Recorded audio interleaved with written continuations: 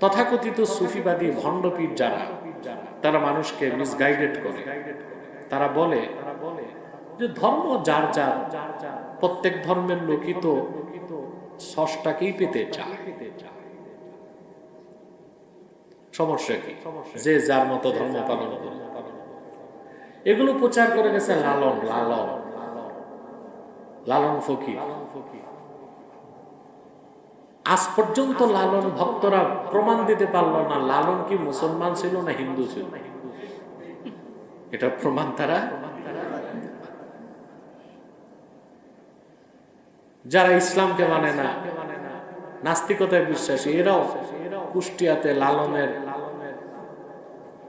কথিত আস্তানায় ভক্তদের মিলন মেলা হয়, ওখানে যায়। ওখানে ওদের তো আর নামাজ রোজা নাই, জিকির ফিকির নাই, নারী পুরুষ অবাধে মেলামেশা করে, বদমাশি করে আর গঞ্জিকা খায়। ওখানে মনে মনে গাঁজা বিক্রি, পোটলায় পোটলায় গাঁজা বিক্রি। এগুলো নাকি সুফিবাদ, এগুলো কি তেরা প্রচার করে। যে যে ধর্ম পালন করে করুক না, সবাই তো স্রষ্টাকেই চায় না। স্রষ্টাকে পেতে হলে স্রষ্টার মনোনীত তরিকায় চাইতে হবে। সেটা একটাই তরিকা, রাসূলুল্লাহ সাল্লাল্লাহু আলাইহি ওয়াসাল্লাম আল্লাহর পক্ষ থেকে যে দ্বীন এনেছেন, শরীয়ত এনেছেন, যে নীতি নির্ধারণ করেছেন, সেই দ্বীন ইসলামের বাইরে যে আল্লাহকে পাওয়ার কোনো সুযোগ নাই। আল্লাহ স্পষ্ট করে দিয়েছে, কুল ইন কুনতুম তুহিব্বুনাল্লাহ ফাত্তাবিউনি। প্রিয় হাবিব মুহাম্মদ সাল্লাল্লাহু আলাইহি ওয়াসাল্লাম, আপনি বলে দিন, তোমরা যদি আল্লাহকে ভালোবেসে থাকো, আমার অনুসরণ করো।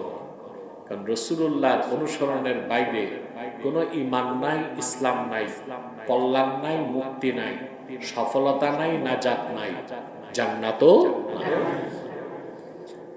এই বিশ্বাস যতক্ষণ পর্যন্ত হৃদয়ের গভীরে গেঁথে না নিবেন, আপনি তো মুসলমানই হতে পারবেন, ঠিক না? তো ইবাদত হবে কার? তাওহীদকে বিশ্বাস করার পর প্রথম কাজ হচ্ছে আল্লাহর ইবাদতকে মেনে নেওয়া, আর আল্লাহর ইবাদতে কাউকে শরীক করা। যুগে যুগে যারা মূর্তি পূজা করছে, পৌত্তলিকতাকে ছড়িয়েছে, ঠিক না?